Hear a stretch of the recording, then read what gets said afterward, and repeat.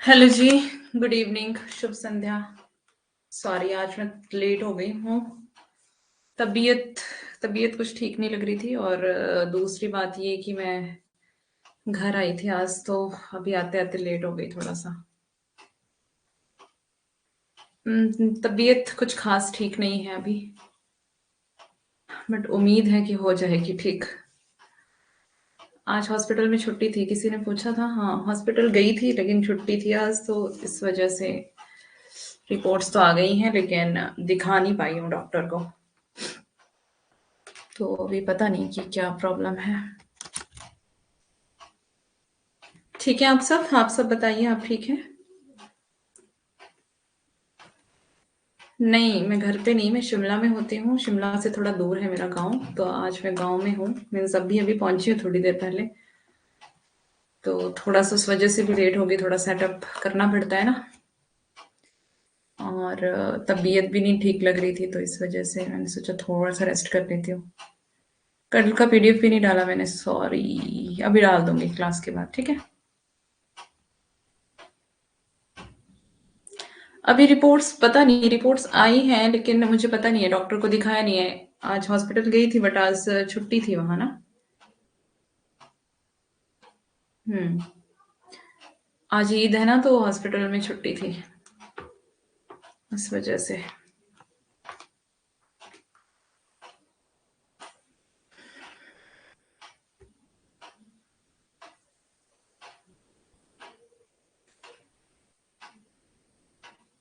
नहीं, कोई बात नहीं, उतनी कोई दिक्कत नहीं है। बस थोड़ा सा जब बीपी जब लो हो जाता है, फिर थोड़ी सी दिक्कत होती है थोड़ी देर के लिए। ठीक हो जाता है फिर। अभी हमने कहाँ से पढ़ना है आज? Fort William college? नहीं, महावीर प्रसाद द्विवेदी पढ़ना है शायद, है ना। कल जहाँ छोड़ा था, निशान लगाया था, खड़ी बोली आंदोलन। चले।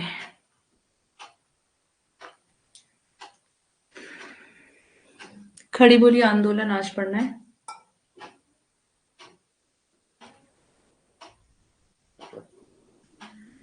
तो हम स्टार्ट करते हैं। खड़ी बोली आंदोलन के संदर्भ में विशेष तथ्य देखेंगे पहले हम। ठीक है, ऑडियो वीडियो सब क्लियर है ना? मैंने पूछा नहीं आज। आई होप ठीक ही होगा, इतनी बात कर रहे हो आप तो, है ना। खड़ी बोली पश्चिमी हिंदी के अंतर्गत आती है, ये आपको पहले पता होना चाहिए। चलो अभी हम भाषाएं, अब भाषा वाली यूनिट करेंगे, फर्स्ट यूनिट, उसमें भी आ जाएगा ये। 19वीं शताब्दी के पहले ही खड़ी बोली की रचनाएं मिलना शुरू हो जाती हैं। इसके बाद फोर्ट विलियम कॉलेज ने इसमें अपनी महत्वपूर्ण भूमिका निभाई है। 1908 ईस्वी में लल्लूलाल के द्वारा लिखी गई रचना प्रेम सागर और सदल मिश्र के द्वारा लिखी गई रचना चंद्रावली। चंद्रावली का दूसरा नाम नासिकेतोपाख्यान। इंपॉर्टेंट रचनाएं हैं। लल्लूलाल, लिखना है जल्दी जल्दी से, इसको नोट करते चले साथ में। लल्लूलाल की रचना है प्रेम सागर, मोस्ट इंपॉर्टेंट, पूछी जाती है। सदल मिश्र की रचना है चंद्रावली, चंद्रावती नहीं, चंद्रावती भी एक रचना है, लेकिन लल्लूलाल की कौन सी है, सॉरी, सदल मिश्र की कौन सी है, चंद्रावली। और चंद्रावली का दूसरा नाम नासिकेतोपाख्यान। कई बार पूछा जाता है नासिकेतोपाख्यान का दूसरा नाम बताओ, तो वहां चंद्रावती के साथ कंफ्यूज नहीं होना है आपको, चंद्रावली का नाम आपको याद रखना है, ठीक है। ये खड़ी बोली की पहली रचना मानी जाती है। कौन सी?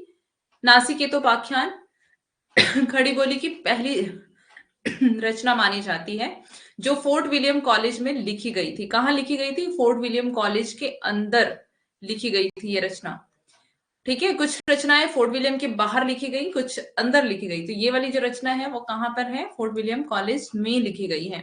खड़ी बोली के आरंभिक गद्यकार कौन थे? खड़ी बोली के, अभी हम खड़ी बोली पढ़ रहे हैं, तो खड़ी बोली के पहले, खड़ी बोली की पहली रचना, पहला गद्य और पहले गद्यकार, ये सब आप देखेंगे, ठीक है।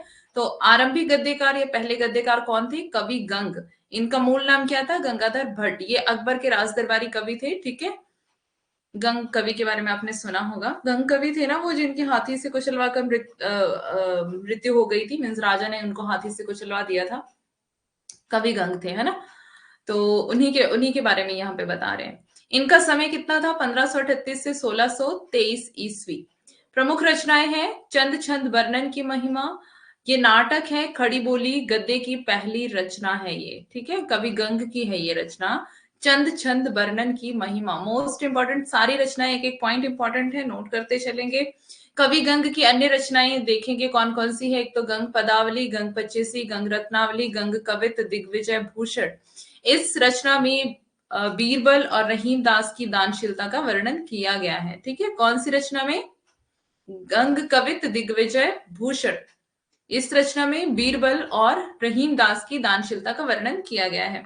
गंग कवि ने रहीम की दानशीलता के बारे में रहीम दास जी से कहा, सीखे कहा नवाब जो ऐसी देनी दैन, ज्यो ज्यो कर ऊंचो कियो त्यों त्यों नीचे नैन।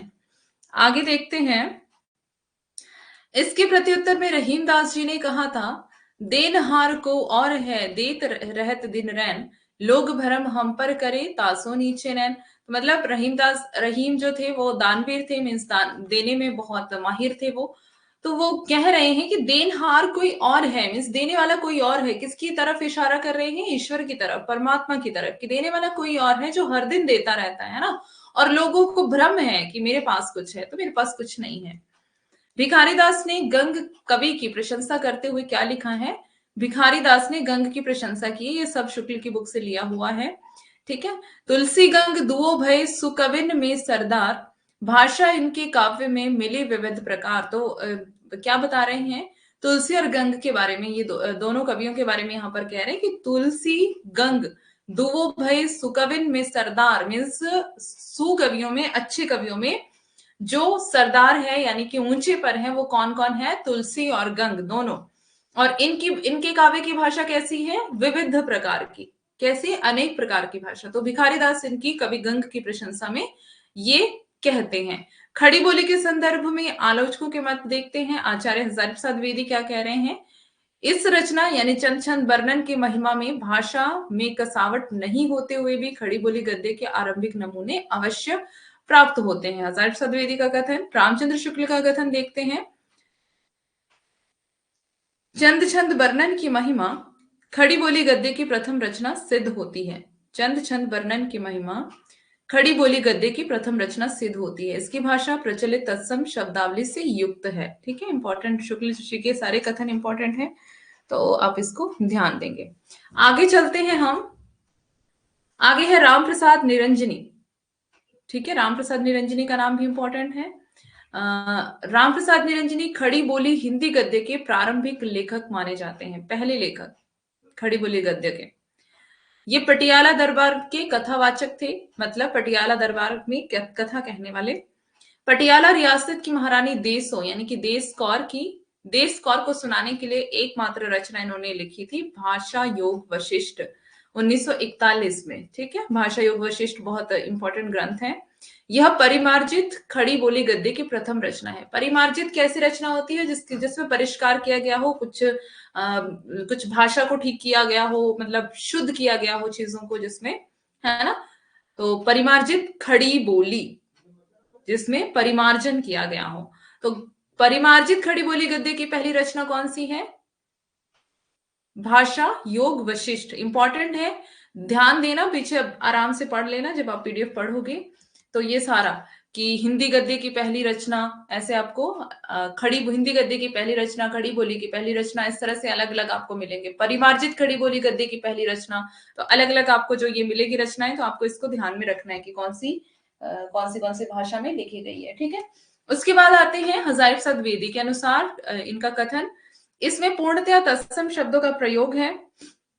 इनकी यानी कि राम प्रसाद निरंजनी की भाषा में उर्दू फारसी का कदाचित ही कोई शब्द दिखाई पड़े, मतलब उर्दू फारसी का कोई शब्द दिखाई ज्यादा नहीं पड़ता है।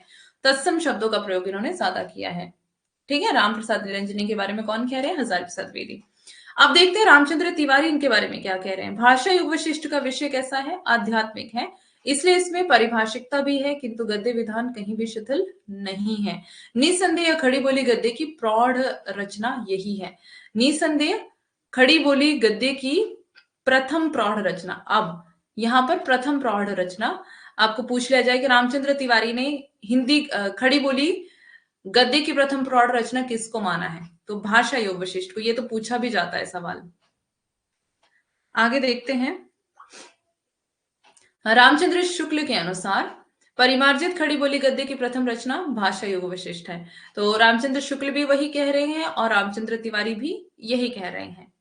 उसके बाद खड़ी बोली हिंदी को किसने क्या कहा ये देखते हैं। तो लल्लू लाल ने खड़ी बोली, लल्लू लाल खड़ी बोली के प्रथम प्रयोक्ता थे। खड़ी बोली का प्रथम प्रयोग करने वाले कौन थे, मतलब साहित्य में किसने सबसे पहले खड़ी बोली का प्रयोग किया, तो वो थे लल्लू लाल। ध्यान देंगे आप, लल्लू लाल का नाम याद रखना है। उसके बाद चंद्रधर शर्मा गुलेरी ने खड़ी बोली को क्या कहा, खड़ी बोली नाम मतलब लल्लू लाल ने दिया, इसका मतलब ये है कि खड़ी बोली नाम लल्लू लाल ने दिया इस भाषा को, बोली को। और चंद्रधर शर्मा गुलेरी ने इसको क्या कहा, मलेच्छ भाषा। आपको पूछा जा सकता है कि खड़ी बोली को गुलेरी जी ने क्या नाम दिया, तो आपको पता होना चाहिए कि मलेच्छ भाषा। क्या नाम दिया, मलेच्छ भाषा। उसके बाद राहुल सांकृत्यायन और भोलानाथ तिवारी ने क्या नाम दिया, कौरवी भाषा। जॉन गिलक्राइस्ट ने क्या नाम दिया, टकसाली भाषा। ठीक है, इस तरह से अलग अलग आपको याद रखने पड़ेंगे। ग्रियर्सन और गिलक्राइस्ट ने क्या नाम दिया, वर्नाक्यूलर हिंदुस्तानी। सुनीति कुमार चटर्जी ने क्या कहा, जनपदीय भाषा। किसकी बात कर रहे हैं हम, खड़ी बोली की। ग्रियर्सन ने इसको क्या कहा, खड़ी बोली को गंवारू भाषा कहा। ग्रियर्सन ने खड़ी बोली को क्या कहा, गंवारू भाषा कहा। विश्वनाथ प्रसाद मिश्र ने क्या कहा, फेंकी हुई अर्थात पड़ी हुई भाषा कहा। विश्वनाथ प्रसाद मिश्र ने खड़ी बोली को क्या कहा, फेंकी हुई अर्थात पड़ी हुई भाषा। दयानंद सरस्वती ने आर्य भाषा कहा इसको। ठीक है, किशोरीदास वाजपेयी कर्णकटु और नीरस भाषा। किशोरीदास वाजपेयी ने क्या कहा, ये कर्णकटु और नीरस भाषा है, मीन्स कोई रस नहीं है। प्लेटस ने क्या कहा, वाल्गर भाषा। और भारतेंदु ने क्या कहा, मर्दानी भाषा। ठीक है, भारतेंदु ने खड़ी बोली को क्या कहा, मर्दानी भाषा। अब देखते हैं आगे। खड़ी बोली के संदर्भ में आलोचकों के महत्वपूर्ण कथन। शिवदान सिंह चौहान के अनुसार हमारी दृष्टि में हिंदी साहित्य के इतिहास में केवल खड़ी बोली में रचित हिंदी साहित्य की परिणति होनी चाहिए।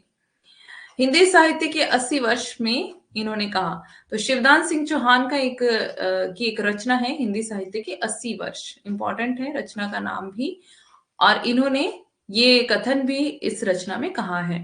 आचार्य महावीर प्रसाद द्विवेदी क्या कह रहे हैं कि बोलचाल की भाषा खड़ी बोली की निंदा करना या उसके पुरस्कर्ताओं को लंगूर इत्यादि बनाकर ब्रज भाषा अपना गौरव नहीं बढ़ा सकती है। बोलचाल की भाषा खड़ी बोली की निंदा करना या उसके पुरस्कर्ताओं को लंगूर या इत्यादि बनाकर ब्रज भाषा अपना गौरव नहीं बढ़ा सकती। तो मतलब ये इसके फेवर में है खड़ी बोली के, है ना, महावीर प्रसाद द्विवेदी। रामस्वरूप चतुर्वेदी क्या कह रहे हैं, सरस्वती पत्रिका के माध्यम से खड़ी बोली को कविता और गद्य में संभाव से प्रतिष्ठित करने का ऐतिहासिक श्रेय महावीर प्रसाद द्विवेदी को है। डॉक्टर बच्चन सिंह के अनुसार खड़ी बोली के लिए खड़ी बोली शब्द का प्रयोग संभवतः सबसे पहले किसने किया, लल्लू लाल ने। वो हमने पीछे देख लिया था, खड़ी बोली के लिए खड़ी बोली शब्द का प्रयोग किसने किया, लल्लू लाल ने। और कौन इसको कंफर्मेशन देते हैं, बच्चन सिंह देते हैं। ठीक है, तो बच्चन सिंह के कथन सारे इंपॉर्टेंट है, ध्यान देंगे। बच्चन सिंह के अनुसार खड़ी बोली शब्द फोर्ट विलियम के टकसाल से निकला। सबसे पहले भाषा मुंशी लल्लू लाल सदल मिश्र ने इसका उपयोग किया। आगे प्रताप नारायण मिश्र क्या कह रहे हैं कि ब्रजभाषा ओंख है तो खड़ी बोली बांस है। ये प्रताप नारायण मिश्र का कथन है, ब्रजभाषा और खड़ी बोली दोनों के लिए। तो खड़ी बोली को उन्होंने बांस कहा और ब्रजभाषा को इन्होंने ऊख कहा। राधाचरण गोस्वामी क्या कह रहे हैं, खड़ी बोली रूक्ष और नीरस है। जगन्नाथ दास रत्नाकर क्या कह रहे हैं, खड़ी बोली कृत्रिम और नीरस शैली है। और क्या कहते हैं कि खड़ी बोली में कविता भाव का अभाव है, मतलब भाव का अभाव रहता है, कमी रहती है इसमें। उसके बाद लालित्य के सदा लाले पड़े रहते हैं। और प्रसाद यानी कि जो प्रसाद काव्य गुण है उसकी बात कर रहे हैं। प्रसाद का पता नहीं रस क्या, रसाभाव भी नहीं, ना अर्थ से अर्थ ना मतलब से मतलब। इसमें ये कौन कह रहे हैं, जगन्नाथ दास रत्नाकर कह रहे हैं। खड़ी बोली आंदोलन जब चला था, ठीक है, खड़ी बोली आंदोलन भी चला था, तो उसके बारे में हम पढ़ते हैं अब क्या था। खड़ी बोली आंदोलन के सूत्रपात 1887 में हुआ था। कि का सूत्रपात कब हुआ था, खड़ी बोली आंदोलन कब शुरू हुआ, 1887 में। ध्यान देंगे समय। खड़ी बोली आंदोलन के प्रवर्तक कौन थे, अयोध्या प्रसाद खत्री। प्रवर्तक कौन थे, अयोध्या प्रसाद खत्री, इंपॉर्टेंट है। खड़ी बोली आंदोलन का समय नवंबर 1887 से अप्रैल 1888 ईस्वी में हुआ था। खड़ी बोली आंदोलन से संबंधित रचना, तो रचना कौन सी थी, खड़ी बोली का पद। ये 1887 में ही लिखी गई थी और यहीं से खड़ी बोली आंदोलन की शुरुआत मानी गई। और रचनाकार थे इसके अयोध्या प्रसाद खत्री, क्योंकि इन्होंने यही इसके प्रवर्तक भी थे। ठीक है, तो खड़ी बोली आंदोलन के समर्थक रचनाकार कौन कौन थे? अयोध्या प्रसाद खत्री जो समर्थन में थे, इनके साथ खड़े थे श्रीधर पाठक। आंदोलन का क्या मतलब समझते हैं आप? कि खड़ी बोली का फेवर किया जाए और उसको साहित्य की भाषा बनाया जाए, है ना। तो भारतेंदु हरिश्चंद्र खड़ी बोली के फेवर में थे, महावीर प्रसाद द्विवेदी भी थे। और खड़ी बोली आंदोलन के विरोधी कौन थे? देखो, विरोधी और जो समर्थक थे वो दोनों आपको पता होने चाहिए। विरोधियों में कौन है? बाबू जगन्नाथ दास रत्नाकर, राधाचरण गोस्वामी, प्रताप नारायण मिश्र और बनारसीदास चतुर्वेदी। तो समर्थक अगर आपको याद रहेंगे, समर्थक इजी भी हैं, तो विरोधियों को याद करने की जरूरत नहीं है। समर्थक याद रहेंगे तो विरोधी अपने आप ही पेपर में आपको पता होगा कि इसके ऑपोजिट जो है वो विरोधी है। ठीक है, ओके, आगे चलते हैं। खड़ी बोली के संदर्भ में विशेष तथ्य देखते हैं। खड़ी बोली शब्द के प्रथम प्रयोक्ता लल्लूलाल। खड़ी बोली शब्द के दूसरे प्रयोक्ता सदल मिश्र। पहला प्रयोग किसने किया? लल्लूलाल ने, और दूसरा सदल मिश्र ने। खड़ी बोली के प्रथम कवि कौन है? आमिर खुसरो। खड़ी बोली के प्रथम महाकवि कौन है? अयोध्या सिंह उपाध्याय। हरिऔध, हरिऔध ने वो लिखा है ना महाकाव्य, क्या नाम अभी पढ़ा था हमने, साकेत। साकेत है इनका, कौन सा वाला है मुझे ध्यान नहीं आ रहा। खड़ी बोली का महाकाव्य जो है हरिऔध ने लिखा है, स्किप हो रहा है मेरे माइंड से। याद आएगा तो बता देना। खड़ी बोली की प्रथम रचना चंद छंद वर्णन की महिमा। और खड़ी बोली के प्रथम गद्यकार, यहाँ पे पूरा दिया हुआ डिटेल, ये सारा आपको याद रखना है। गंग कवि। परिमार्जित खड़ी बोली की रचना, प्रथम रचना। अब देखो, खड़ी बोली की प्रथम रचना ऊपर है ये वाली, चंद छंद वर्णन की महिमा, बट परिमार्जित खड़ी बोली की पहली रचना कौन सी है? भाषा योग वशिष्ठ।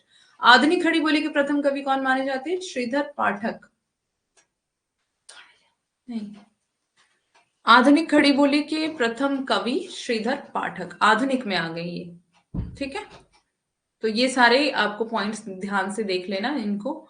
और प्रिय प्रवास, यस वही मैं, क्योंकि मुझे याद आ गया कि वो तो मैथिली शरण गुप्त का है, साकेत जो हमने पढ़ा था। प्रिय प्रवास खड़ी बोली का महाकाव्य है इनका, प्रिय प्रवास। वेरी गुड, थैंक यू, मुझे स्किप हो गया था माइंड से। ओके, खड़ी बोली के प्रथम स्वच्छंदतावादी कवि अब श्रीधर पाठक हैं।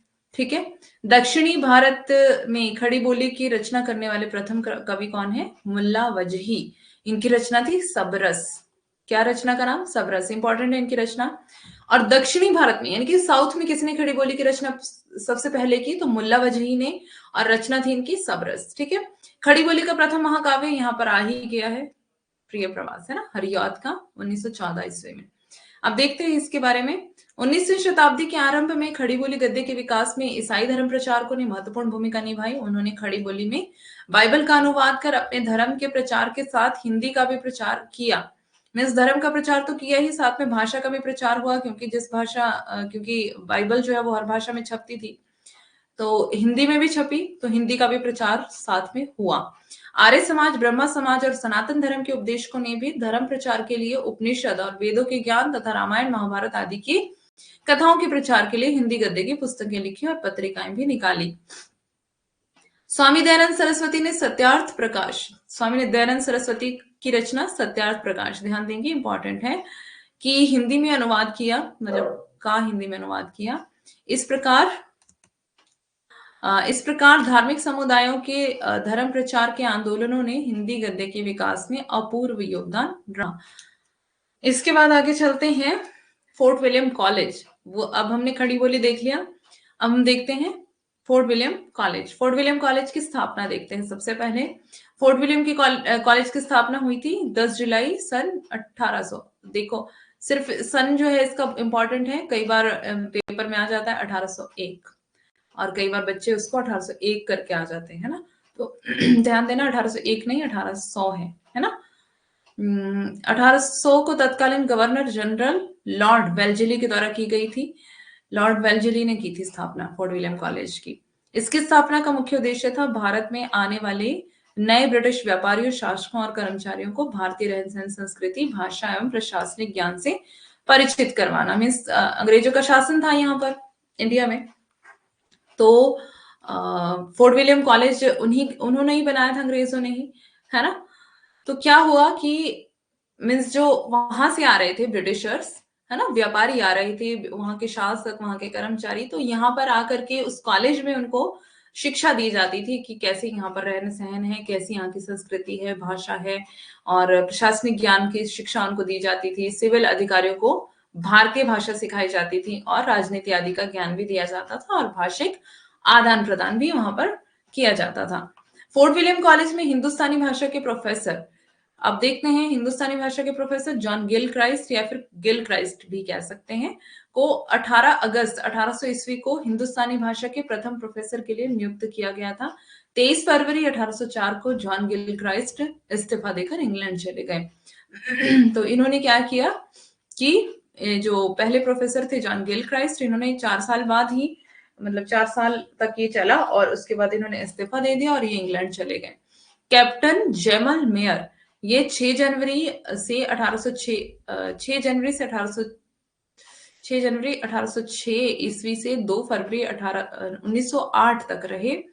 और उसके बाद कैप्टन जॉन विलियम टेलर फरवरी 1808 से मई 1823 तक रहे। मेजर विलियम प्राइस, ये कौन कब तक रहा इसकी ज्यादा जरूरत नहीं है, ठीक है। मेजर विलियम प्राइस जो थे वो फोर्ट विलियम कॉलेज के अंतिम अंग्रेज प्रोफेसर थे। मेजर विलियम प्राइस के बाद हिंदुस्तानी भाषा के प्रोफेसर पद को समाप्त कर दिया गया। 24 फरवरी 1854 ईस्वी में फोर्ट विलियम कॉलेज को बंद कर दिया गया था। कब बंद हो गया ये? 1854 में, मीन्स ये 1800 में शुरू हुआ था, तो 54 ईयर्स ये चला, और 54 में इसको बंद कर दिया गया था। कोलकाता, हाँ कोलकाता में है, क्योंकि जो ब्रिटिशर्स, सॉरी, जो ये ईसाई धर्म प्रचारक कहा था ना अभी पीछे, उनको क्या कहते हैं मुझे याद नहीं आ रहा, तो वो वहीं पर आए थे कलकत्ता में ही सबसे पहले, बंगाल में। तो कलकत्ता में ही वो रहते थे, और वहीं से उन्होंने अपना जो प्रचार कार्य था वो शुरू किया, है ना। मिशनरीज कहते हैं उनको, अभी याद आ गया मुझे, मिशनरीज, है ना। 1808 कहाँ पर है? हाँ 1808 होना चाहिए, बट है कहाँ? इधर। क्योंकि 1900 तक तो कॉलेज भी नहीं था ना, 1854 में ही बंद हो गया था। चलिए, फोर्ट विलियम कॉलेज और जॉन गिल क्राइस्ट की देन। तो जॉन गिल क्राइस्ट की देन क्या थी देखते हैं। भारतीयों में स्वदेशी भाषाओं के प्रति जागरूकता पैदा हुई, मीन्स भारतीयों में स्वदेशी भाषाओं के प्रति, अपने अपने देश की भाषा के प्रति जागरूकता पैदा हुई, है ना। उन्होंने देखा कि अब अंग्रेजी जो है वो ज्यादा फैलती जा रही, पहले तो किसी का कोई ध्यान ही नहीं था, तो देखा कि अंग्रेजी ज्यादा फैलती जा रही है, तो अब क्या करते हैं, अपनी भाषा की तरफ रुचि दिखाते हैं। उन्होंने इस कॉलेज में हिंदुस्तानी भाषा के प्रोफेसर पद पर रहते हुए निम्नलिखित महत्वपूर्ण कार्य किए। उन्होंने भारतीय विद्वानों से हिंदी और उर्दू में अनेक पुस्तकें तैयार करवाई। लल्लू लाल के द्वारा प्रेम सागर लिखवाई गई, मतलब जो यहाँ पे लिखा है कि उन्होंने भारतीय विद्वानों से हिंदी और उर्दू में अनेक पुस्तकें तैयार करवाई। हिंदी और उर्दू, हिंदी और उर्दू मिला के ही तो हिंदुस्तानी होती है ना। सदल मिश्र के द्वारा नासिकेत उपाख्यान, सिंहासन बत्तीसी, बेताल पच्चीसी, अभिज्ञान शाकुंतलम आदि रचनाओं का हिंदी अनुवाद करवाया, ठीक है। हिंदी उर्दू हिंदुस्तानी और रेख्ता भाषाओं को एक ही माना गया। हिंदी उर्दू हिंदुस्तानी एवं रेख्ता भाषाओं को क्या माना गया? एक ही माना गया। जॉन गिलक्राइस्ट ने खड़ी बोली की निम्नलिखित 3 शैलियां मानी। 3 शैलियां मानी थी। चले आगे। अब 3 शैलियां ध्यान से देखिएगा। पहली तो है दरबारी या फिर फारसी शैली। दरबारी या फिर फारसी शैली, इसमें फारसी शब्दों की प्रधानता थी।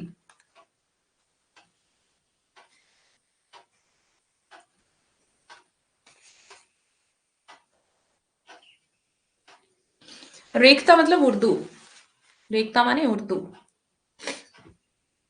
दरबारी और फारसी शैली, इसमें फारसी शब्दों की प्रधानता थी, ठीक है। 3 प्रकार की शैलियां हैं, ध्यान से देखेंगे। तीसरी है हिंदुस्तानी शैली, इसमें हिंदी फारसी मिश्रित शब्दों का प्रयोग था, और हिंदवी, इसमें तत्सम शब्दों की प्रधानता थी। तो ये तीनों शैलियां ध्यान से नोट कर लेना और क्लियर कर लेना अपना कॉन्सेप्ट इसमें।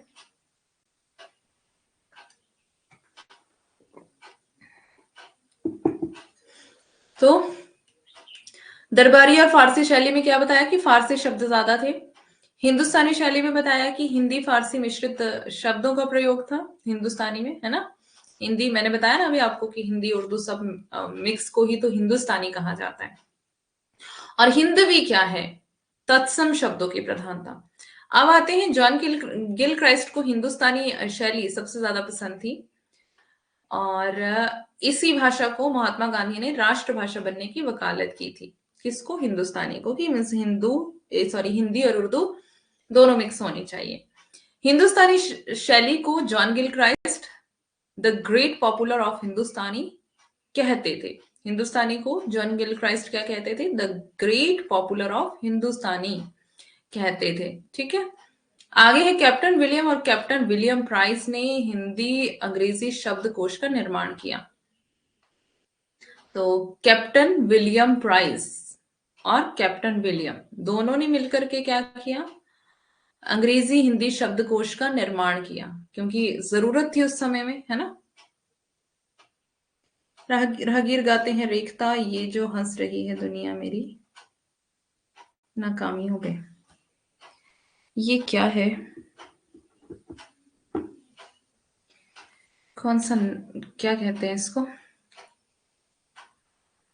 फोर्ट विलियम कॉलेज में हिंदुस्तानी के स्थान पर हिंदी स्थापित करने का श्रेय विलियम प्राइस को है। हिंदुस्तानी के स्थान पर हिंदी स्थापित करने का श्रेय किसको मिलता है? विलियम प्राइस को। ये ध्यान रखेंगे। फोर्ट विलियम कॉलेज में हिंदुस्तानी, उर्दू एवं हिंदी का अध्यापन होता था। मतलब फोर्ट विलियम कॉलेज में क्या क्या पढ़ाया जाता था? हिंदुस्तानी, उर्दू और हिंदी। ठीक है, आगे है फोर्ट विलियम कॉलेज में भारत की लगभग सभी भाषाओं की पुस्तकों का अनुवाद कार्य किया जाता था। मीन्स लगभग भारत की सारी भाषाओं में अनुवाद कार्य किया जाता था फोर्ट विलियम कॉलेज में। आगे जॉन गिल क्राइस्ट ने 19 पुस्तकों की रचना की, जिसमें निम्नलिखित प्रमुख हैं। डिक्शनरी इंग्लिश एंड हिंदुस्तानी। इस पुस्तक के दो भाग हैं, प्रथम 1787 ईस्वी में और दूसरा 1790 ईस्वी में। जॉन गिल क्राइस्ट ने इन पुस्तकों की रचना की थी, डिक्शनरी इंग्लिश एंड हिंदुस्तानी। फिर है ग्रामर क्या है? Grammar of the Hindustani language with supplement 1798 में। द हिंदी मैनुअल 1802 में। डायलॉग्स इंग्लिश एंड हिंदुस्तानी, ये 1820 में इन्होंने लिखा है। हिंदुस्तानी और हिंदी में क्या अंतर है? मैंने बताया आपको कि हिंदुस्तानी में जो है उर्दू और मीन्स अरबी, फारसी, हिंदी सारे शब्द मिक्स होते हैं। अरबी, फारसी, उर्दू, है ना। जो हिंदी और उर्दू मिक्स है, जिसमें समझ लो हिंदी और उर्दू जिसमें मिक्स है वो कौन सी भाषा है? हिंदुस्तानी। और हिंदी का तो आपको पता ही है। ठीक है, हिंदी तो हिंदी होती है, उसमें फिर उर्दू के शब्द मिक्स नहीं है ना। कुछ एक शब्द जो है वो हमने बाहर से लिए हैं, वो अलग एक चीज है ना, वो एक अलग कॉन्सेप्ट है। कैप्टन जॉन विलियम टेलर का योगदान देखते हैं। जॉन विलियम टेलर सच्चे भारत भक्त थे। इन्हें संस्कृत और भारतीय भाषाओं से बहुत प्रेम था। इन्होंने कालिदास के अभिज्ञान शाकुंतलम हमने पढ़ा था ना पीछे इसके बारे में। 1828 ईस्वी में इन्होंने इम्पोर्टेंट ऑफ लव नाम से अंग्रेजी में अनुवाद किया। इंग्लिश एंड हिंदुस्तानी ग्रामर 1922 ईस्वी और अंग्रेजी हिंदी शब्दकोश 1831 में तैयार करवाया। फोर्ट विलियम कॉलेज की भाखा मुंशी लल्लूलाल और सदल मिश्र। लल्लूलाल भाखा मुंशी, इनका लल्लूलाल का समय यहाँ पर बताया हुआ है। भाखा मुंशी, भाखा मतलब भाषा को ही कहते हैं, है ना। तो लल्लूलाल का समय है ये 1763 से 1825, जन्म इनका और निधन इनका। ठीक है, लल्लूलाल 1800 ईस्वी से लेकर 1825 ईस्वी तक फोर्ट विलियम कॉलेज के भाखा मुंशी के पद पर रहे। इन्होंने 1824 में आगरा में संस्कृत प्रेस की स्थापना की। लल्लूलाल की प्रमुख रचनाएं कौन कौन सी हैं? सिंहासन 32 1799, बेताल 25 1799, शकुंतला 1802, माधवनल 1801। प्रेम सागर या नागरी दशम 1802, यह श्रीमद् भागवत के दशम स्कंद का हिंदी अनुवाद है। हो सकता है आपको ये पूछ लिया जाए कि लल्लू लाल का जो प्रेम सागर है या फिर नागरी दशम है वो किस पर आधारित है या फिर किसका अनुवाद है। तो आपको पता होना चाहिए श्रीमद् भागवत पुराण के दशम स्कंद का हिंदी अनुवाद है। ठीक है, तो लल्लू लाल की तो सारी की सारी रचना इंपॉर्टेंट है। सिंहासन 32 पूछा जाता है, खूब पूछा जाता है, बेताल 25, शकुंतला, माधोनल, प्रेम सागर, सब कुछ लल्लू लाल की सारी रचना इंपॉर्टेंट है। ओके,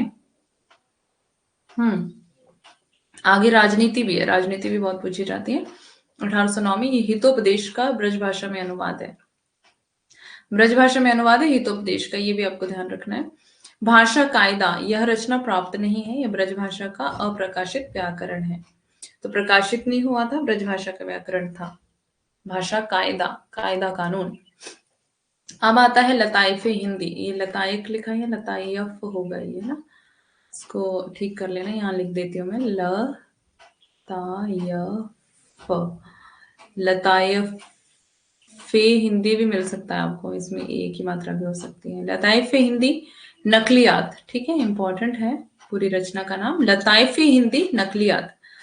1810 में खड़ी बोली ब्रजभाषा एवं हिंदुस्तानी भाषा में रचित 100 लघु कथाओं का संग्रह है ये। फिर है इनकी लल्लू लाल की रचना अगली सभा विलास, इंपॉर्टेंट है। 1813 में यह पद संग्रह ब्रज खड़ी बोली में है। माधव विलास 1817 में, चंपू रचना ब्रजभाषा में है। चंपू रचना किसको कहते हैं? चंपू होता है जो गद्य और पद्य मिश्रित हो, ठीक है, गद्य प्लस पद्य इज इक्वल टू चंपू काव्य, ठीक है। लाल चंद्रिका बहुत इंपॉर्टेंट है, क्योंकि लाल चंद्रिका लल्लू लाल की लाल चंद्रिका क्या है? ये लाल चंद्रिका पता है आपको? पीछे पढ़ा के आई थी बिहारी जब पढ़ा था 1818 में, याद है किसी को? बताओ।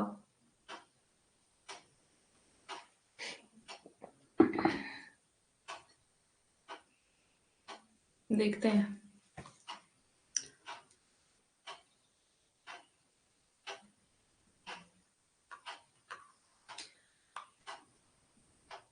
लाल चंद्रिका क्या है? यहाँ पे लिखा ही है वैसे, बिहारी सस्य की टीका है ब्रज भाषा में, ठीक है। जब हमने नहीं पढ़ा था, बिहारी पढ़ाया था तब बताया था कि बिहारी सतसई पे सैकड़ों टीकाएं छपी थी, पढ़ाया था ना। और उसमें लाल चंद्रिका का नाम भी था कि लल्लू लाल ने लाल चंद्रिका लिखी थी, इंपॉर्टेंट है ये। बिहारी सतसई की टीका है, ब्रज भाषा में है। 13वीं इनकी रचना general principle of inflection conjugation in the Braj Bhasha, यह ब्रज भाषा का व्याकरण है। यह एक मौलिक रचना है, शेष सभी रचनाएं अनुदित या फिर संपादित है।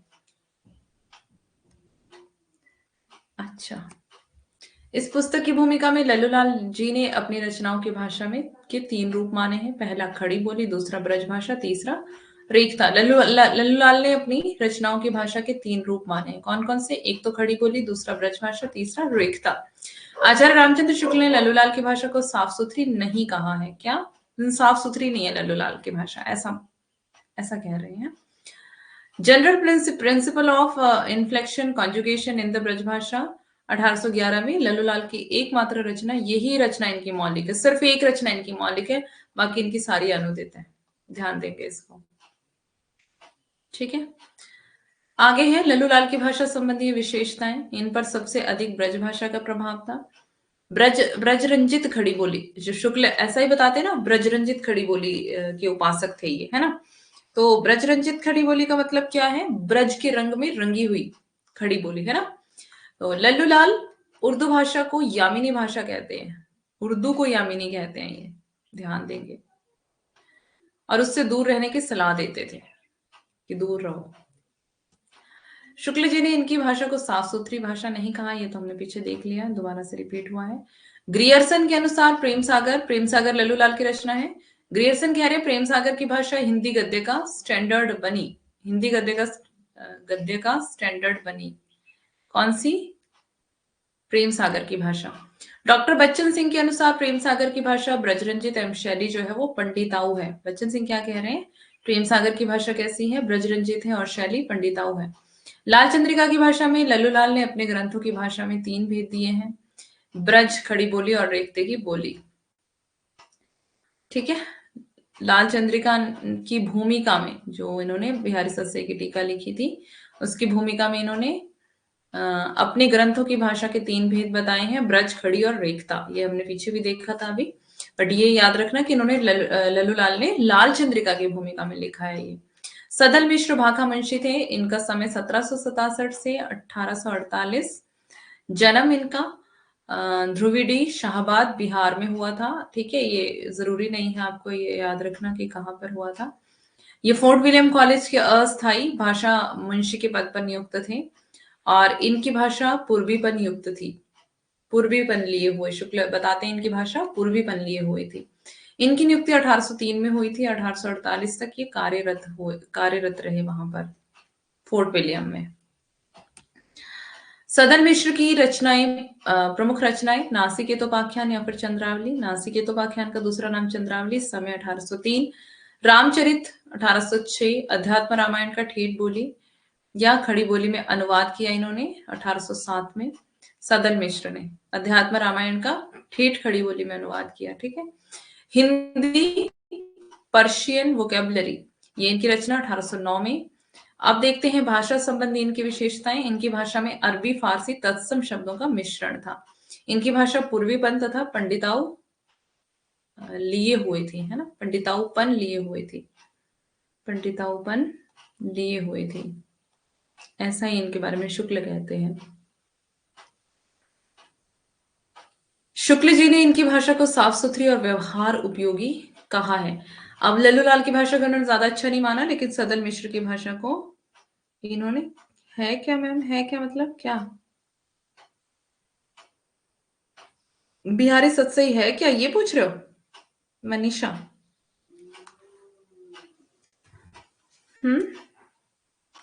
बिहारी सत्सई मतलब कि बिहारी, बिहारी की रचना है बिहारी सत्सई, बिहारी ने लिखी है। 700 दोहे हैं उसमें। सत्सई का मतलब 700। ठीक है। तो बिहारी सत्सई जो है वो बिहारी की रचना है। बिहारी को जब हमने पढ़ा था तो हमने उसमें पढ़ा था कि बिहारी जो थे वो एक राजा के दरबार में लिखते थे दोहे। तो राजा ने उनको बोला था कि सरस दोहे बनाने हैं आपको, मीन्स उनको बहुत उनके बनाए हुए दोहे पसंद आते थे। तो एक एक दोहे पर उनको एक एक अशर्फी मिलती थी। हाँ, 713 है, 719 भी कई कहते हैं, 713 हम कंफर्म नहीं मानते। कई लोग तो 719 भी बोलते हैं। इसमें कोई वो नहीं है, वाद विवाद है इसमें। ठीक है, इसमें हमें कोई लेना देना नहीं। सत्य सही का मतलब मैंने बताया आपको, सत्य सही का मतलब 700 है। ठीक है, वो 713 भी हो सकते हैं, 719 भी हो सकते हैं, 720 भी हो सकते हैं, कुछ भी हो सकता है सत्य से। लेकिन क्या है, सत्य सही का मतलब 700 वाली लाइन में है, बोलने का मतलब ये है ना कि 700 कंप्लीट है। तो इनको एक एक अशर्फी राजा की तरफ से मिलती थी, एक एक दोहे पर, है ना। ये अशर्फी क्या होता है भाई, तुम बच्चे हो क्या छोटे छोटे? हाँ, लल्लू लाल की, व्हाट, लल्लू लाल की, लल्लू लाल की नहीं, बिहारी सत्सई बिहारी की रचना है। बिहारी की रचना पर ही टीकाएं, टीकाएं मतलब मैंने आपको बताया था, एक तो आप क्लासेस मिस करते हो ना, इसलिए आपको ये दिक्कतें रहती है ना। क्लासेस मिस मत किया करो। एक बड़ा ग्रंथ होता है, ठीक है, और एक छोटे छोटे गुटके रहते हैं। गुटका, गुटका बोलते हैं जिसको, सुना होगा आपने, नकल भी की होगी कभी गुटके से। ऐसा छोटा सा होता है वो, है ना। उसमें सारा जो बड़ा ग्रंथ में लिखा होता है वो उसमें छोटे से लिखा, छोटे से में लिखा होता है, लेकिन बहुत मोटा होता है। तो इसको कहेंगे हम टीका, और ये है बड़ा ग्रंथ। ठीक है। तो बिहारी सत्सई की टीका जो है लिखी लल्लू लाल ने, और भी बहुतों ने लिखी है, लेकिन यहाँ पे लल्लू लाल की बात हो रही है। राइट, ठीक है।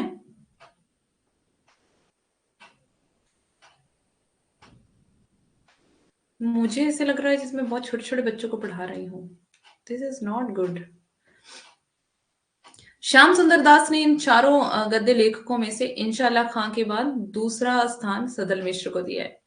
श्याम सुंदर दास ने चारों गद्य लेखकों में से इंशाल्लाह खां के बाद दूसरा स्थान किसको दिया है? सदल मिश्र को। तो पहला स्थान इंशाल्लाह खां को, दूसरा सदल मिश्र को दिया है। किसने? श्याम सुंदर दास ने। ओके। डॉक्टर बच्चन सिंह के अनुसार नासिकेतोपाख्यान पर ब्रजी और भोजपुरी का प्रभाव है, किंतु सीधे संस्कृत होने के कारण हिंदी की प्रकृति के अनुरूप है। फोर्ट विलियम कॉलेज से बाहर के लेखक, जो अब अंदर के लेखक हमने देख लिया, अब बाहर के लेखक हैं यहाँ पे, ठीक है। लाल चंद्रिका की टीका बिहारी सत्सई नाम से लिखी है क्या? देखो, लाल चंद्रिका की टीका नहीं, बिहारी सत्सई की टीका भाई, बिहारी सत्सई की टीका। पीछे क्लासेस देख लेना, रिपीट कर लेना, बिहारी को पढ़ लेना, ठीक है, बिहारी को देख लेना। ओके, वहां पे सारी चीजें क्लियर हो जाएंगी आपको।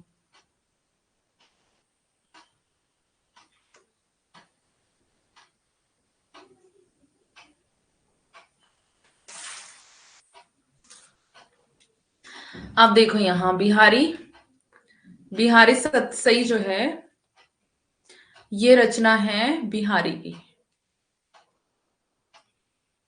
बिहारी, ठीक है। तो ये तो रचना हो गई। 702 है, 719, 713, मतलब अलग अलग विद्वान अपना अपना मानते हैं। ओके, उसके बाद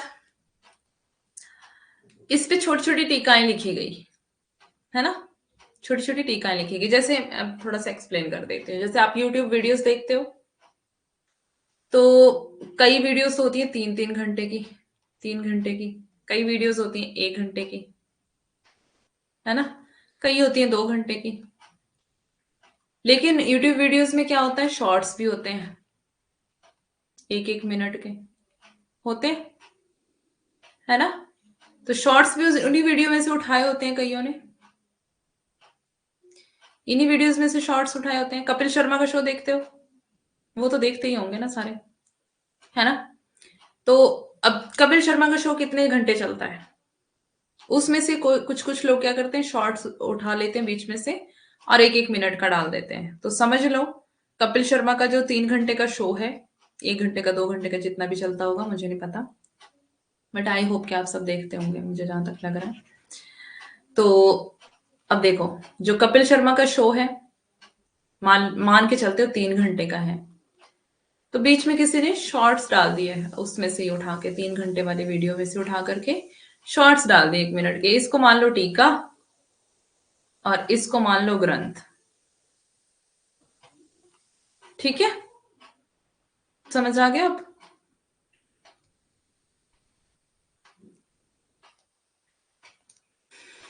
फोर्ट विलियम कॉलेज के बाहर के लेखक, मुंशी सदा सुखलाल नियाज, बिहारी सत्सई की टीका है ये, जो लाल चंद्रिका है, ठीक है। अब इसको मान लो लाल चंद्रिका शॉर्ट्स को, और ये जो 3 घंटे वाली है इसको मान लो बिहारी सत्सई, ठीक है।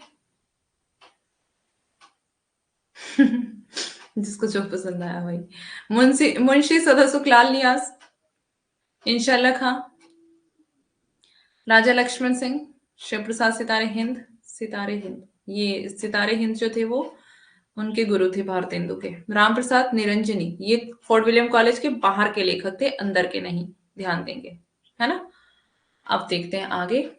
सैयद मुंशी इंशाल्लाह खां का जन्म जो है वो 1756 में हुआ था। भाषा इनकी कैसी थी, शुक्ल बताते इनकी भाषा चटकीली, मटकीली और मुहावरेदार थी, ठीक है। इनकी प्रमुख रचनाएं, रानी केतकी की कहानी, ये रानी केतकी की कहानी बड़ी अच्छी है, मीन्स मिल जाएगी आपको, उसमें यूट्यूब पे मिल जाएगी इसका वो धारावाहिक, रानी केतकी की कहानी। इसका दूसरा नाम है उदयभान चरित, उदयभान चरित, ध्यान देंगे। जो दो दो नाम वाली हैं उनको नोट कर लेना, ठीक है। जैसे हमने पीछे चंद्रावली देखा था, और चंद्रावली का दूसरा नाम नासिकेतोपाख्यान, वैसे ही रानी केतकी की कहानी और इसका दूसरा नाम उदयभान चरित, 1803 ईस्वी में, ये सर्वमान्य मत है। सर्वमान्य मत मीन्स 1803 माना है। और किसकी है ये रचना, मुंशी इंशाल्लाह खां की, इंशाल्लाह खां की रानी केतकी की कहानी, इंशाल्लाह खां की रानी केतकी की कहानी, ध्यान देंगे। यह खड़ी बोली गद्य में रचित एक प्रेम कथा है। क्या है, प्रेम कथा, खड़ी बोली गद्य में रचित प्रेम कथा है। बच्चन सिंह ने इसे 1800 से 1803 ईस्वी के बीच हिंदी की प्रथम मौलिक गद्य कथा भी कहा है। ये भी इंपॉर्टेंट पॉइंट है। बच्चन सिंह ने इसको मौलिक गद्य कथा कहा है, हिंदी की प्रथम, हिंदी की पहली। दरिया ए लतायफ, दरिया ए लताफत लिखा है यहाँ पे ना, लतायफ करना इसको, लतायफ, लतायफ, दरिया ए लतायफ 1808 ईस्वी फारसी में रचित है ये तो आपको नाम से पता चल जाएगा, ठीक है। अब आते हैं इंशाल्लाह खां के विषय में विशेष तथ्य। इनके विषय में विशेष तथ्य देखते हैं। पहला, इन्होंने अपनी भाषा में 3 प्रकार के शब्दों से परहेज रखने का प्रण लिया था। ये इंपॉर्टेंट चीजें हैं, पूछी जाती हैं। बाहर की बोली के शब्द मतलब अरबी, फारसी, तुर्की के शब्द मेरी बोली में, मेरी भाषा में, मेरे लिखने में नहीं आएंगे, ऐसा इन्होंने कहा था। 3 प्रण लिए थे इन्होंने, 3 प्रकार के शब्दों से परहेज रखने का प्रण लिया था इन्होंने। दूसरा इन्होंने बोला, पहला तो इन्होंने बोला कि अरबी, फारसी और तुर्की शब्द आएंगे ही नहीं मेरे जो लिखने में, है ना।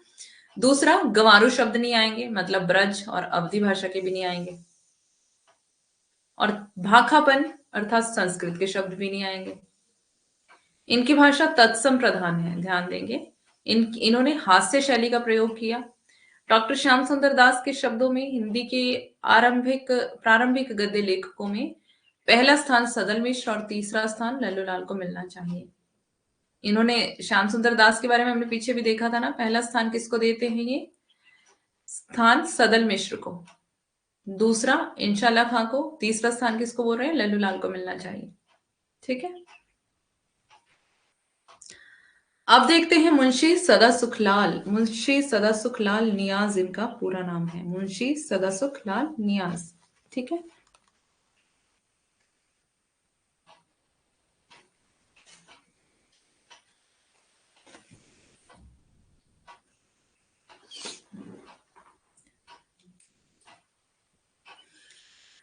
जन्म इनका 1745 में चुनार उत्तर प्रदेश में, निधन 1824। इनकी भाषा संस्कृत मिश्रित थी। मुंशी सदा सुखलाल नियाज ये निसार उपनाम से रचनाएं लिखते थे। किस उपनाम से, निसार, ध्यान देंगे। और हिंदी में सुख सागर उपनाम से लिखते थे। सदा सुखलाल चुनार में 1793 ईस्वी से 1811 तक कंपनी शासन के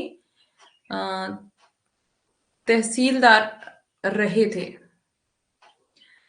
कंपनी शासन मतलब जो महारानी विक्टोरिया की जो ब्रिटिश इंडिया कंपनी थी ना, उसकी बात कर रहे हैं यहाँ पर, ठीक है। बाद में सरकारी सेवा से त्यागपत्र देकर ये प्रयागराज चले गए थे।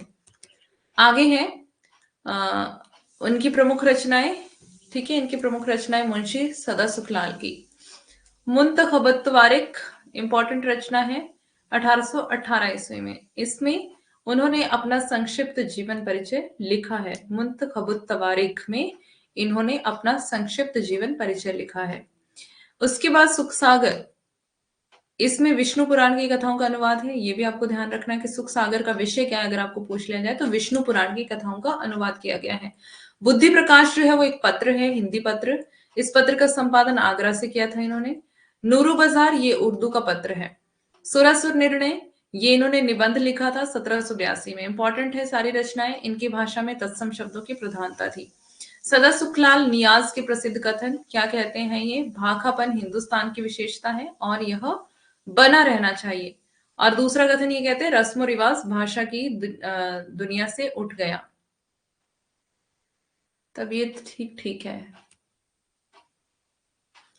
अब आते हैं खड़ी बोली गद्य खत्म हो गया। अब देखते हैं गांधीवादी विचारधारा क्या है ना। समय है अभी हमारे पास, आज थोड़ी सी लेट की है ना क्लास शुरू।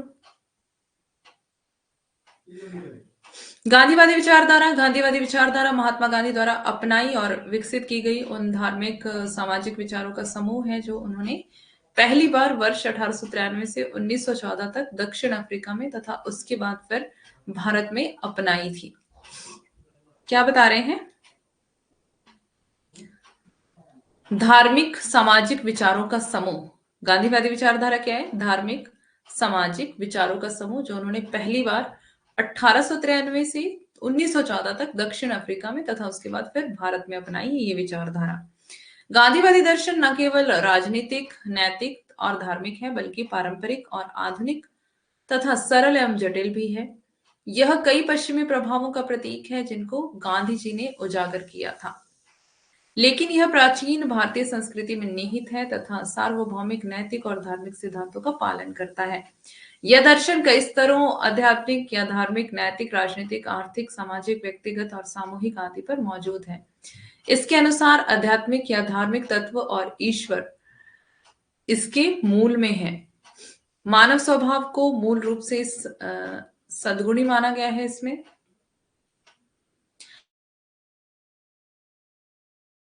सभी व्यक्ति उच्च नैतिक विकास और सुधार करने के लिए सक्षम हैं। सही नहीं लग रही, सही नहीं है तबीयत। तबीयत सही नहीं है और ये भी पता नहीं है कि हुआ क्या है मुझे। अगर ये पता चल जाता मुझे एक बार तो। गांधीवादी विचारधारा आदर्शवाद पर नहीं बल्कि व्यवहारिक आदर्शवाद पर जोर देती है। ध्यान देंगे ये वाली बात। आदर्शवाद पर नहीं, व्यवहारिक आदर्शवाद पर। मीन्स आदर्शवाद सिर्फ बातों में ना हो, व्यवहार में दिखे आपके। गांधीवादी दर्शन एक दोधारी तलवार है जिसका उद्देश्य सत्य और अहिंसा के सिद्धांतों के अनुसार व्यक्ति और समाज को एक साथ बदलना है। दोधारी तलवार में व्यक्ति को भी बदलना, समाज को भी बदलना।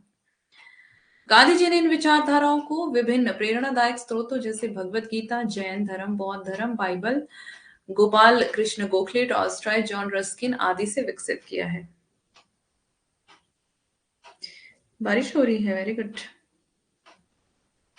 रिपोर्ट आ गया है, सब कुछ आ गया है। बस प्रॉब्लम ये है कि आज डॉक्टर की छुट्टी थी तो दिखा नहीं पाई रिपोर्ट। रिपोर्ट लेके आ गई हूँ घर, बट पता नहीं, मुझे अभी रिपोर्ट देखनी आती नहीं ना, इतनी पढ़ी लिखी हूँ नहीं, डॉक्टरी भाषा समझ नहीं आती।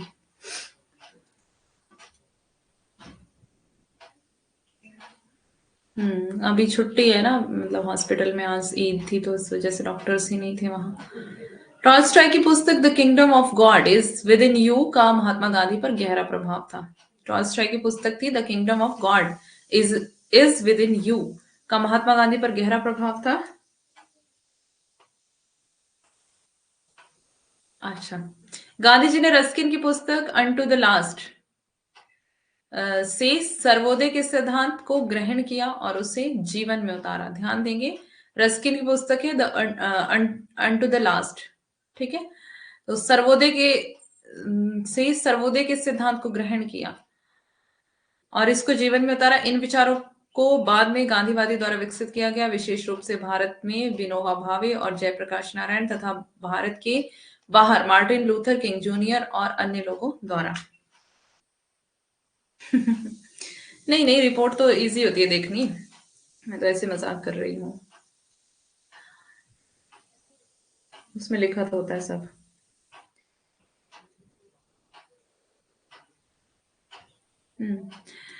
प्रमुख गांधीवादी विचारधारा सत्य और अहिंसा। गांधीवादी विचारधारा पर फिर भी जो डॉक्टर देखते हैं ना, मीन्स डॉक्टर का देखना अलग होता है और हमारा देखना अलग है।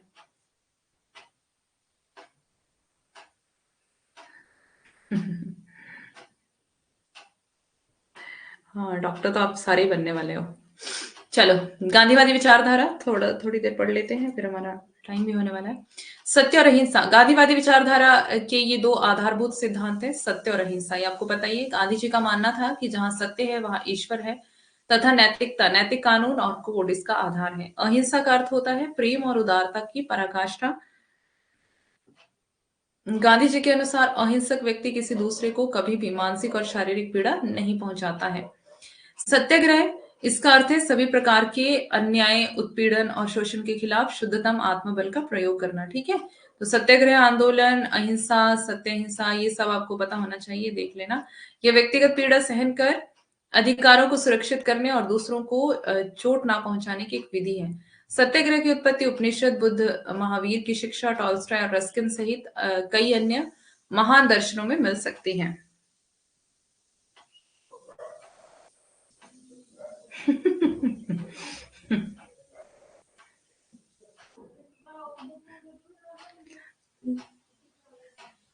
हर हर रोग का इलाज है, हाँ।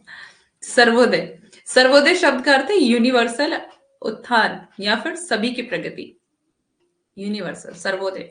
यह शब्द पहली बार गांधी जी ने राजनीतिक अर्थव्यवस्था पर जॉन रस्किन की पुस्तक अनटू दिस लास्ट पर पढ़ा था। स्वराज, हालांकि स्वराज शब्द का अर्थ स्वशासन है, लेकिन गांधी जी ने इसे एक ऐसी अभिन्न क्रांति की संज्ञा दी जो कि जीवन के सभी क्षेत्रों को समाहित करती है। गांधी जी के लिए स्वराज का मतलब व्यक्तियों के स्वराज, स्वशासन से था। इसलिए उन्होंने स्पष्ट किया कि उनके लिए स्वराज का मतलब अपने देशवासियों हेतु स्वतंत्रता है और अपने संपूर्ण अर्थों में स्वराज स्वतंत्रता से कहीं अधिक है। यह स्व शासन है, आत्मसंयम है और इसे मोक्ष के बराबर माना जा सकता है। फिर आता है ट्रस्टीशिप का सिद्धांत। ट्रस्टीशिप जो है वो एक सामाजिक आर्थिक दर्शन है जिसे गांधी जी द्वारा प्रतिपादित किया गया था। तो मैं अभी एंड करने वाली हूँ क्लास। तो तुम थे कहाँ? तुम तो अभी क्लास में नहीं थे ना, अभी अभी आए हो ना तुम। यह अमीर लोगों को एक ऐसा माध्यम प्रदान करता है जिसके द्वारा वे गरीब और असहाय लोगों की मदद कर सके। यह सिद्धांत गांधी जी के आध्यात्मिक विकास को दर्शाता है जो कि थियोसॉफिकल लिटरेचर और भगवत गीता के अध्ययन से उनमें विकसित हुआ था। स्वदेशी शब्द संस्कृत से लिया गया है। यह शब्द संस्कृत के दो शब्दों का एक संयोजन है। स्व का अर्थ है स्वयं और देश का अर्थ है देश। इसलिए स्वदेश का अपना अर्थ है अपना देश, स्वदेशी का अर्थ है अपने देश से, लेकिन ज्यादातर संदर्भों में इसका अर्थ आत्मनिर्भरता के रूप में लिया जा सकता है। स्वदेशी राजनीतिक और आर्थिक दोनों तरह से अपने समुदाय के भीतर ध्यान केंद्रित करता है। हाँ, मैं भेज दूंगी Shraddha. Time is finished. Okay okay okay okay okay. जो डिप्लोमा होता है हिंदी ट्रांसलेशन, उसमें पोस्ट निकलती है क्या? हाँ निकलती है, लेकिन कुछ कह नहीं सकते अभी तो पोस्टों के बारे में। इसको कर ले कंप्लीट, 3 पेजेस बचे हैं। यथार्थवाद कल से पढ़ेंगे, फिर बोलो जल्दी। एक मिनट में पढ़ा दूंगी मैं इसको।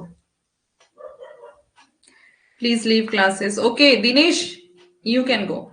आप चले जाओ, ठीक है। मैं इसकी पीडीएफ दे दूंगी। आपको जाना होगा ना, पूजा का टाइम होगा आपका।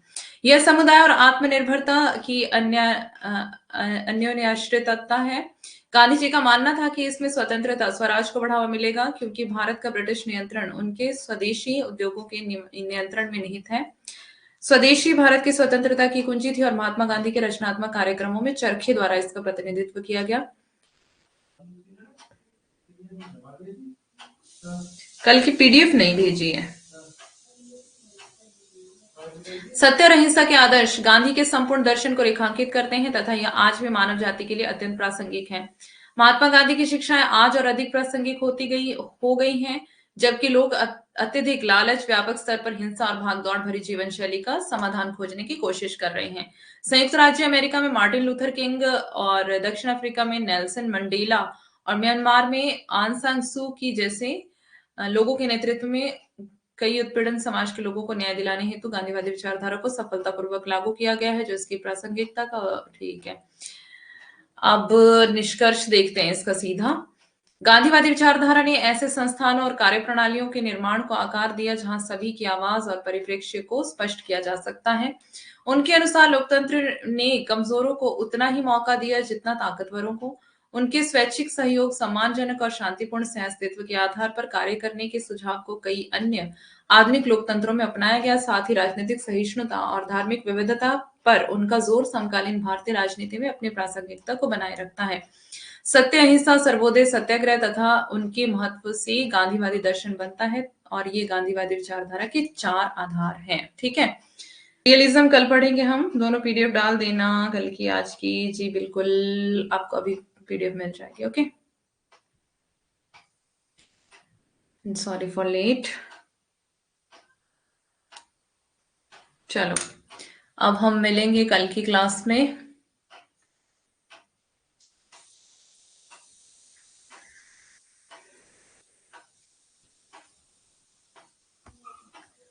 ठीक है, मैं पीडीएफ भेज दूंगी आपको। Bye bye, take care, good night.